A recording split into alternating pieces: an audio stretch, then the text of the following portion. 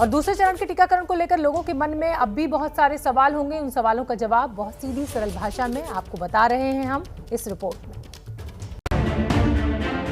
Corona की दूसरी लहर का खतरा कायम है क्योंकि कोरोना संक्रमितों के मिलने की रफ्तार कम होने के बाद अचानक फिर से बढ़ने लगी है। महाराष्ट्र, केरल, एमपी, पंजाब जैसे राज्यों में कोरोना ने फिर से पलटवार किया है।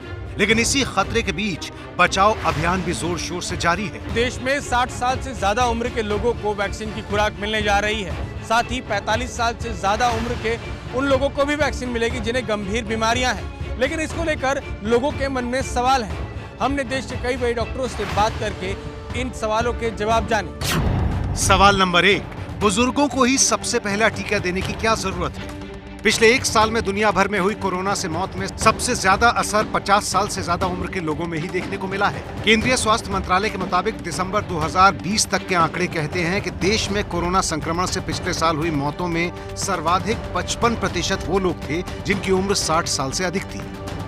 यूनिफॉर्मली वर्ल्ड ओवर हमने नोटिस किया है, प्लस हमारा जो अपना एक्सपीरियंस उसमें हमने देखा है 60 के ऊपर जैसे जैसे एज बढ़ता है वैसे वैसे डिजीज़ के कॉम्प्लिकेट होने के चांसेस और पेशेंट की मोर्टेलिटी के चांसेस बढ़ते जाते हैं। तो इस पेंडेमिक सिचुएशन में जब हमारे पास अभी रिसोर्सेज लिमिटेड हैं, इंफ्रास्ट्रक्चर लिमिटेड है, तो अगर हम वैक्सीनेशन से किसी को मैक्सिमम बेनिफिट पहुंचने के जो चांसेस हैं वो इसी एज ग्रुप के लोगों में हैं।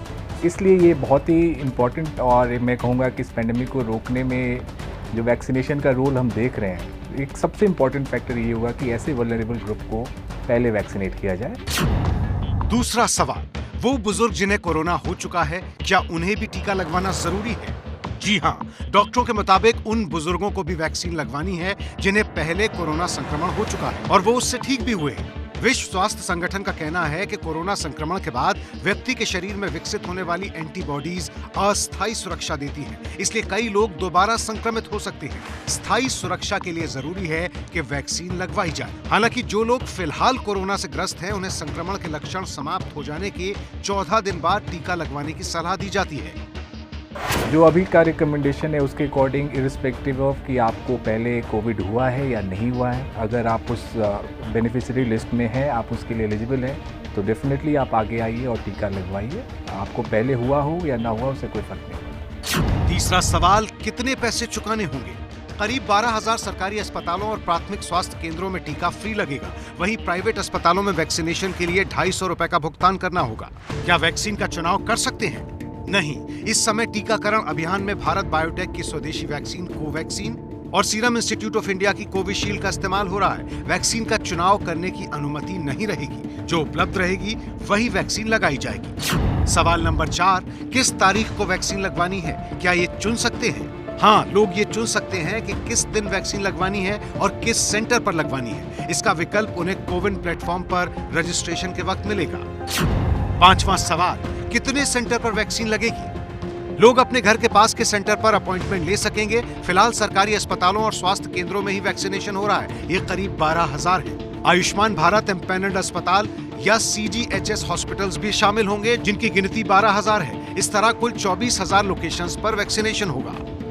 इसकी जो खूबी है या एक्सपोजर तो सबको बराबर है, रिस्क होने का बराबर है, लेकिन बुजुर्गों में जो है एक बार होने के बाद खतरा ज़्यादा है, तो इसलिए उनको कवर करना सबसे ज़्यादा पहले ज़रूरी है। फिर भी अगर कोई बुजुर्ग नहीं मानते हैं या वो नहीं सोशल मीडिया से जुड़े हुए हैं या न्यूज़ नहीं देखते हैं, लोगों से कटे रहते हैं, तो फिर परिवार के लोगों का एक दायित्व तो है कि वो ऐसे बुजुर्गों को समझाएं कि उनको क्या क्या फ़ायदे हैं, और किसी को भी अगर फ़ायदे समझ में आ जाएं कि नुकसान नहीं है, फ़ायदा ज़्यादा है, तो वह शायद मोटिवेट हो जाए। सवाल नंबर 6, क्या टीका लगवा चुके बुजुर्ग मास्क लगाए बिना बाहर घूम सकते हैं? ये याद रखना जरूरी है कि वैक्सीन की 2 खुराकें 28 दिन के अंतर पर लगाई जाएंगी। दूसरी खुराक लगने के 14 दिन बाद ही शरीर में एंटीबॉडीज बनना शुरू होती हैं। इसलिए इस पूरी अवधि में सोशल डिस्टेंसिंग और मास्क के साथ पूरी सावधानी बरतनी जरूरी है। लेकिन इसी बीच भारत में कोरोना के मामले फिर बढ़ने लगे हैं। इसकी वजह क्या है ये अभी पूरी तरह साफ नहीं है, लेकिन इसी बीच कोरोना के 2 स्ट्रेन भी मिले हैं। केंद्रीय स्वास्थ्य मंत्रालय की तरफ से दी जा रही जानकारी के मुताबिक 2 वेरिएंट मिले हैं और ये वेरिएंट महाराष्ट्र, तेलंगाना और केरल में मिले हैं। हालांकि स्वास्थ्य मंत्रालय के मुताबिक जो 2 नए वेरिएंट या स्ट्रेन N440K और E484Q मिले हैं, इनको भारतीय स्ट्रेन या वेरिएंट कहना सही नहीं है, क्योंकि दुनिया के दूसरे देशों में ये पहले भी मिल चुके हैं। कोरोना का खतरा अब तक टला नहीं है। हाल ही में केंद्रीय स्वास्थ्य मंत्रालय ने उन राज्यों को चिट्ठी लिखी है जहां पर लगातार कोरोना के मामले बढ़ रहे हैं। ये राज्य हैं महाराष्ट्र, केरल, मध्य प्रदेश, पंजाब, गुजरात और जम्मू कश्मीर। इन राज्यों को ये सलाह दी गई है कि जिन जिलों में लगातार मामले बढ़ रहे हैं वहां पर फ्रंट लाइन वर्कर और स्वास्थ्य कर्मियों को जल्द से जल्द टीका लगाया जाए, क्योंकि इनके संक्रमण का खतरा ज्यादा है। सवाल नंबर 7, कोरोना के नए स्ट्रेन पर क्या टीका कारगर होगा? डॉक्टरों ने हमें बताया कि अब तक की जानकारी के मुताबिक ये स्ट्रेन ज्यादा खतरनाक नहीं है और देश में दी जा रही वैक्सीन इन पर पूरी तरह कारगर है। जो अभी तक नए स्ट्रेन है, ऐसा कोई एविडेंस नहीं मिला है ग्लोबली कि ये कारगर नहीं है। हमारे देश में 2 ये है वैक्सीन जो है अप्रूव हुए हैं।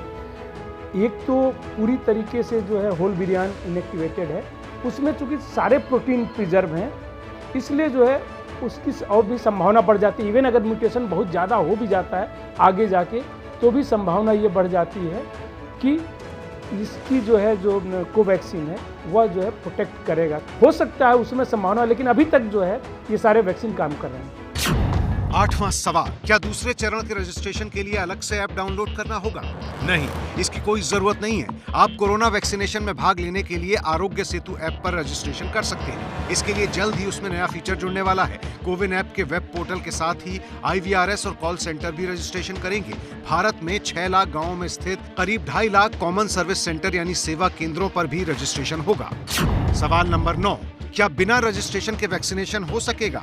हाँ, जिस तरह ट्रेन में बिना रिजर्वेशन के भी सीट मिलती है, वैसे ही वैक्सीन भी सेंटर पर जाकर लगवा सकते हैं, पर यह तभी होगा जब वहाँ कोई वैकेंसी रहती है। ये राज्य सरकारें तय करेंगी कि किसी केंद्र की कैपेसिटी के लिहाज से ऑनलाइन और ऑफलाइन का अनुपात क्या रहेगा। 10वां सवाल, वैक्सीनेशन के समय साथ क्या रखना होगा? जिन लोगों की उम्र 60 वर्ष या उससे ज्यादा है, उन्हें अपना ID कार्ड साथ रखना होगा। ये पहचान पत्र हैं आधार कार्ड, चुनावी फोटो पहचान पत्र। ऑनलाइन रजिस्ट्रेशन के मामले में रजिस्ट्रेशन के समय दी गई फोटो ID कार्ड, अगर आधार कार्ड या EPIC नहीं है तो 45 से 59 साल के आयु वर्ग के नागरिकों के लिए कोमॉर्बिडिटी सर्टिफिकेट देना होगा, वो भी एक रजिस्टर्ड मेडिकल डॉक्टर द्वारा साइंड होना चाहिए। हेल्थ केयर और फ्रंटलाइन वर्करों को रोजगार प्रमाण पत्र या आधिकारिक पहचान पत्र देना होगा, जिसमें फोटो और जन्मतिथि साथ हो। भारत में कोरोना संक्रमण से ठीक होने की दर दुनिया में सबसे अच्छी है।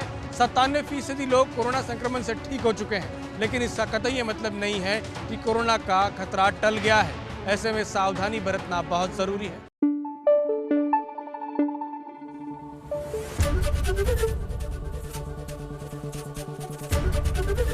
ABP न्यूज आपको रखे आगे।